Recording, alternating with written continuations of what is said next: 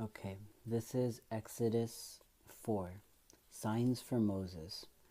Moses answered, "What if they do not believe me or listen to me and say, 'The Lord did not appear to you?'" Then the Lord said to him, "What is that in your hand?" "A staff," he replied. The Lord said, "Throw it on the ground." And Moses threw it on the ground, and it became a snake, and he ran from it. Then the Lord said to him, "Reach out your hand and take it by the tail." So Moses reached out and took hold of the snake, and it turned back into a staff in his hand. "This," said the Lord, "is so that they may believe that the Lord, the God of their fathers, the God of Abraham, the God of Isaac, and the God of Jacob, has appeared to you." Then the Lord said, "Put your hand inside your cloak." So Moses put his hand inside his cloak, and he took it out. It was leprous like snow. "Now put it back into your cloak," he said. Now put his hand back. So Moses put his hand back into his cloak, and when he took it out, it was restored. It was like the rest of his flesh. Then the Lord said, "If they do not believe you or pay attention to the first miraculous sign, they may believe the second.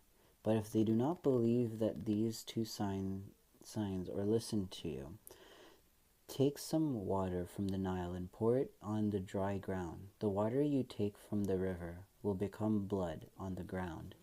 Moses said to the Lord, "O Lord, I have never been eloquent, never in the past, nor you have spoken to your servant.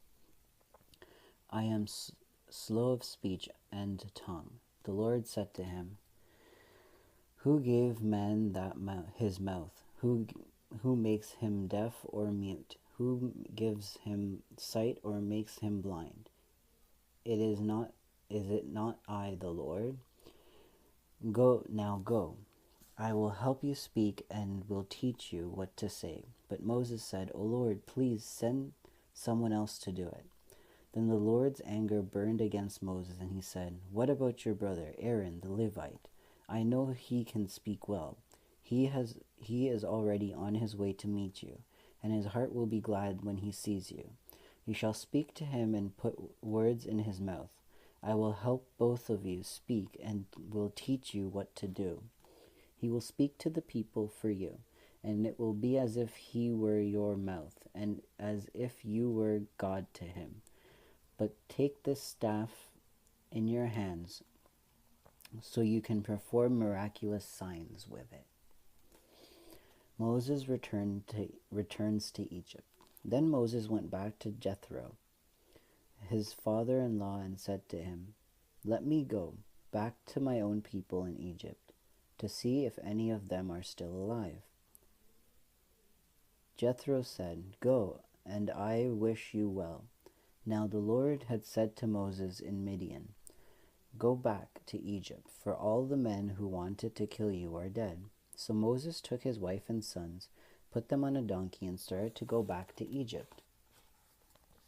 And he took the staff of God in his hand. The Lord said to Moses, "When you return to Egypt, see that you perform before Pharaoh all the wonders I have given you the power to do. But I will harden his heart so that he will not let the people go.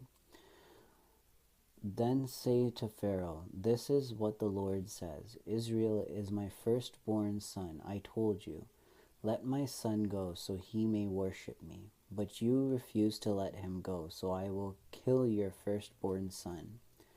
At a lodging place on the way, the Lord met Moses and was about to kill him.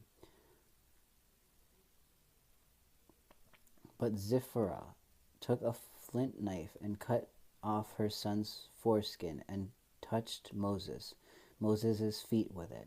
"Surely you are a bridegroom of blood to me," she said.